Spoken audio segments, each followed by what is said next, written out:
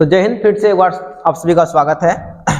तो देखिए साथियों, आप सभी का जो है ना, जो क्वेश्चन चल रहा था 13.1 उदाहरण चल रहा था, ठीक है, जिसमें आपको उदाहरण 1 और 2 बता दिए थे और इसमें मात्र 2 बचा हुआ, उदाहरण 3 और 4 बचा हुआ है, ठीक है। तो हमारा 13.1 कंप्लीट रूप से खत्म हो जाएगा, ठीक है, क्योंकि उदाहरण भी पढ़ना जरूरी होता है ना। तो चलिए क्लास को करते हैं स्टार्ट। क्वेश्चन नंबर उदाहरण 3 पे आता है ना। उदाहरण 3 पे क्या देखिए, सवाल क्या है कि लकड़ी का एक खिलौना रॉकेट के एक शंकु के आकार का है जो एक बेलन पर अध्यारोपित है। ये मेरा एक रॉकेट है, ठीक है ना, जो कि चलिए लाइट को नहीं ऑन किए थे, ठीक है। तो क्या है, एक रॉकेट के रूप में है। तो ऊपर में क्या है, एक शंकु है और नीचे क्या हमारा एक बेलन है। और एक चीज ध्यान से समझिएगा, ई वाला जो हिस्सा है, ई वाला हिस्सा और ई वाला हिस्सा, यहाँ पे एक छल्ला बन रहा है जो कि हम इसको बाहर कर दिए। ई वाला जो है बीच वाला, ये हमारा बेलन का है, और यह बाहर वाला जो हमारा वृत्त है, यह हमारा किसका है, शंकु का है, ठीक है। तो संपूर्ण रॉकेट की ऊंचाई 26 सेंटीमीटर है, पूरा ऊंचाई है 26 है, और शंक्वाकार भाग की ऊंचाई 6 सेंटीमीटर है। यह जो ऊंचाई है h, यह दिया गया है 6 सेंटीमीटर। 6 है, बोलते हैं शंक्वाकार के भाग के आधार का व्यास 5 सेंटीमीटर है। देखिए शंकु का आधार का जो व्यास है, ई वाला जो व्यास है वह कितना है, 5 सेंटीमीटर, ठीक है। और जो है ना, और बेलनाकार भाग के आधार का व्यास 3 सेंटीमीटर है। यदि शंक्वाकार भाग पर नारंगी रंग किया जाना है और बेलनाकार भाग पर पीला रंग किया जाना है। ध्यान से समझिएगा, ये जो हमारा शंक्वाकार भाग है, शंकु जो है, इस वाले हिस्से में कौन सा रंग करेगा, नारंगी रंग। हम लिख देते ताकि याद आएगा, नारंगी रंग। और इस पर कौन सा रंग करेगा, बेलन पर पीला रंग, नारंगी रंग, इस पर करेगा पीला रंग करेगा, ठीक है। चलिए, तो प्रत्येक रंग द्वारा रॉकेट का रंगे जाने वाले भाग का क्षेत्रफल ज्ञात कीजिए। यानी कि हमें निकालना है, शंकु पे जो पेंट करेंगे, रंग करेंगे, उसका क्षेत्रफल निकालना है, और फिर बाद में निकालना है हमें बेलनाकार भाग का क्षेत्रफल निकालना है, क्योंकि इस पर हम पेंट करना है। तो चलिए, बहुत सी सिंपल है।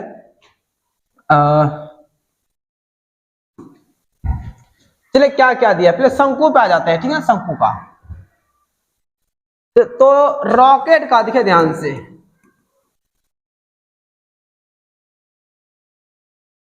रॉकेट की संपूर्ण ऊंचाई, रॉकेट की संपूर्ण ऊंचाई जो है वह 26 सेंटीमीटर, ठीक है। और यह जो हमारा इस शंक्वाकार भाग है उसका ऊंचाई है 6 सेंटीमीटर। शंक्वाकार भाग की ऊंचाई,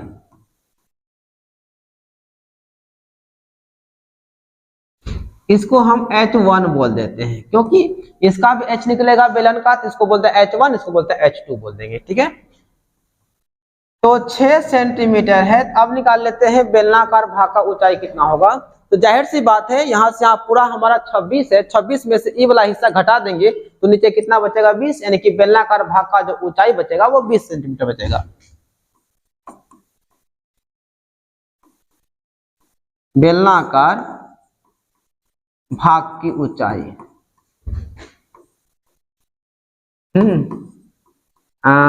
H2 इसे कह देते हैं, ठीक है ना। तो पूरे 26 में से ई वाला 6 घटा देंगे तो कितना बचेगा, 20 सेंटीमीटर बचा। अब चलिए, तो क्या करना पड़ेगा जी, हमें इस पर पेन करना है, शंकु पे पेन करना है। शंकु का वक्र क्या होता है, पाई आर एल होता है, तो हमें एल चाहिए, ठीक है ना। तो चलिए एल निकाल लेते हैं। एल बराबर क्या होता है, उससे पहले त्रिज्या हम लोग फाइंड आउट कर लेते हैं। त्रिज्या क्या क्या है, जो शंक्वाकार त्रिज्या है, चलिए शंकु की त्रिज्या, व्यास दिया गया ना, चलिए शंकु का व्यास दिया गया 5 सेंटीमीटर, है ना। देखिए शंकु का जो व्यास है यहां से यहां कितना है, 5 है, यानी क्या देखिए बड़का वाला यहां से यहां 5 हम बोले 5 है, तो इसलिए बड़ी त्रिज्या कितना हो जाएगा, 5/2 सेंटीमीटर हो जाएगा। चलिए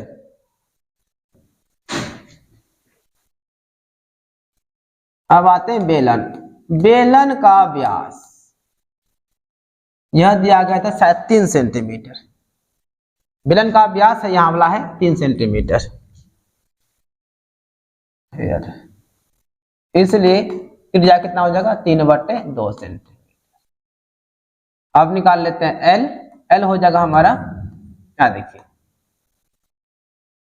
अब देखिए हमें जो है ना ई वाला ऊंचाई में जाना है, यानी इसको H1 बोले हैं, H1 H1। और यहाँ देखिए हमारा शंकु है ना, शंकु यानी कि इसका त्रिज्या को हम लोग क्या बोले, बड़ी आर बोले हैं। देखिए शंकु का जो व्यास है 5 है और शंकु का त्रिज्या हो गया बड़ी आर हो गया, ठीक है।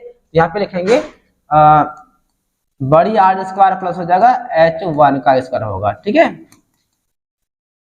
तो बड़ी आर है 5/2, तो 5/2 का हो जाएगा स्क्वायर प्लस H1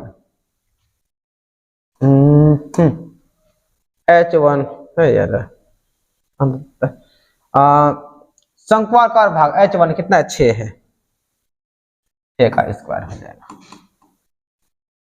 5 25 2 दूनी 4 6 के 36। चलिए जी लघुत्तम हो जाएगा 4 हो गया 25 प्लस इसको गुना करेंगे 6 को 24 4 से 12 13 14 हो जाएगा।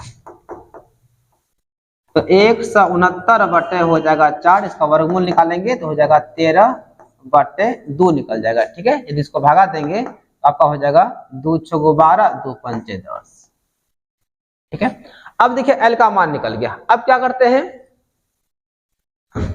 अब समझिएगा ध्यान से। अब इसका तो काम हो गया, अब थोड़ा समझिए ध्यान से। ये छल्ला, क्या यह छल्ला है, निकाल लेते हैं छल्ले का क्षेत्रफल, क्योंकि इसका जरूरी पड़ेगा। जब हम शंकु पे पेंट करेंगे तो ये वाला भाग तो घटाना पड़ेगा हमें, है ना, क्योंकि हमें तो शंकु अगर पेंट करना है, नारंगी रंग शंकु में करना है, तो मतलब रखेंगे शंकु से, यानी कि हमें क्या करेंगे यहाँ से, यानी कि बड़का वाला वृत्त का क्षेत्रफल में जो है ना इसका बेलन का घटाना पड़ेगा। तो फिर निकाल लेते हैं छल्ले का क्षेत्रफल, इसको छल्ला कहते हैं।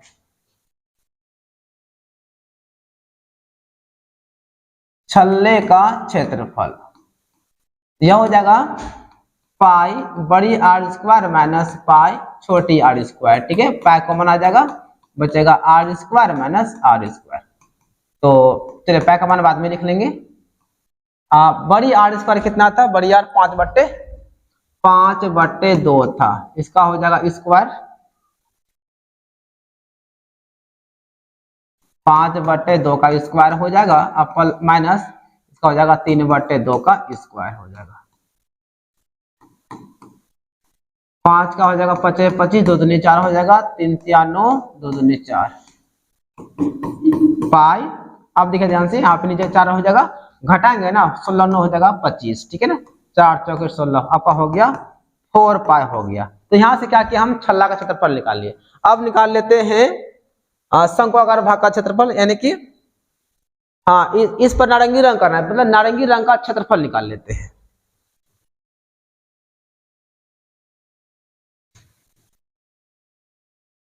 अब नारंगी रंग वाले भाग का क्षेत्रफल निकालना हमें। तो देखिए नारंगी रंग में क्या है, नारंगी रंग का निकालेंगे तो इसमें क्या हमारा शंकु पहले है, तो लिखेंगे क्या, शंकु का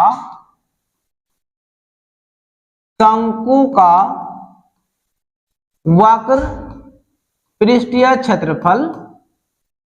आप प्लस में क्या करना पड़ेगा साथियों, प्लस में इसका बीच में एक छल्ला बन रहा है, छल्ला को जोड़ना पड़ेगा, जो कि हम यहाँ बाहर कर दिए हैं, और छल्ला का क्षेत्रफल भी निकाल लिए हैं। ये है छल्ले का क्षेत्रफल, छल्ले का क्षेत्रफल।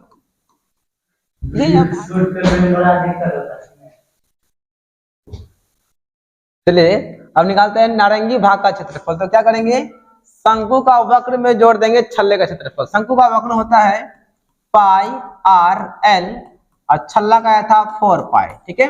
इसमें कॉमन हमारा आ जाएगा पाई, बचेगा आर एल प्लस बचेगा 4, ठीक है। ध्यान से पाई का मान दिया हुआ 3.14, प्रश्न में दिया गया 3.14 लिखना है, और आर का मान था 5/2 इंटू एल। एल का मान कितना निकला हुआ था भाई, एल निकला हुआ था 6.5, तो लिखना है 6.5 प्लस 4। तो कट रहा है, कटा देते हैं। 25 2.5 हो जाएगा, 5 का आधा 3.14 आपका 2.5 इंटू 6.5 प्लस बच गया 4। ठीक है, तो चलिए 3.14 इसको गुना कर देते हैं 2.5 इंटू 6.5। चलिए 5 25, 2 पंचे 10, 2 12 हो जाएगा, 6 पंचे 30, 6 दूनी 12, 3 हो जाएगा 15। तो हो गया 625, 2 के बाद दशमलव हो जाएगा और प्लस हो जाएगा 4। चलिए 3.14 गुना, इसको जोड़ दीजिए, 16 4 हो जाएगा 20, 20 पॉइंट हो जाएगा 25। अब इसको भी गुना करने का है भाई, ठीक है ना। ये क्षेत्रमिति में गुना खूब करवाता है। तो 20 25 गुना 314 करना है। 4 पंचे 20, 4 दूनी 8, 8 2 10 हो जाएगा, 4 दूनी 8। ठीक है, तो 5 हो गया, 2 हो गया, 0 हो जाएगा, 2 हो जाएगा, फिर 3 से करेंगे तो 5 या 15, 3 दूनी 6, 1 हो जाएगा 7। अरे यार 6 1 हो जाएगा 7 और 0 हो जाएगा, 3 दूनी 6, 0 5 5 2 7, 1 हो जाएगा 8, 8 7 15, 2 1 3 6। तो आपका हो जाएगा 6 3 5 8 5 0, 2 2 4, 4 अंक के बाद हो जाएगा दशमलव, 2 2 4 यहाँ पे हो जाएगा। ठीक है, दशमलव के बाद यह कहानी खत्म। तो आप तो कम से कम जो है ना 63.58 भी लिख सकते हैं, सेंटीमीटर स्क्वायर। ठीक है ना, आपका इतना आंसर हो गया। चलिए आप निकालते हैं दूसरा।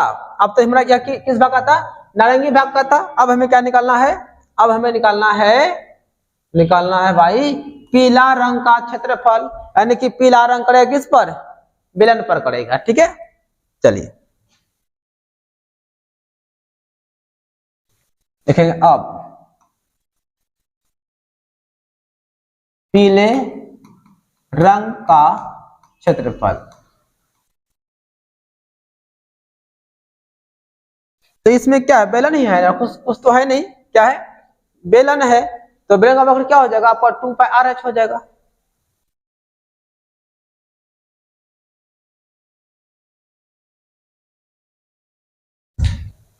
चलिए पीले रंग का क्षेत्रफल क्या हो जाएगा आपका, हो जाएगा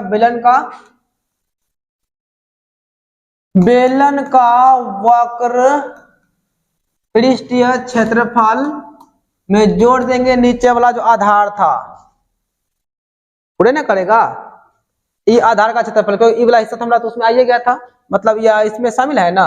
तो इसको क्या करेंगे, इसको हटाना, मतलब सॉरी इसको हटा दिया है ना, उसमें आ गया ना, तो आधार बचा हुआ है, आधार को जोड़ना पड़ेगा। आधार का क्षेत्रफल, ठीक है, इनका हो जाएगा 2πr(h) हो जाएगा। उसके बाद इसका हो जाएगा πr² हो जाएगा।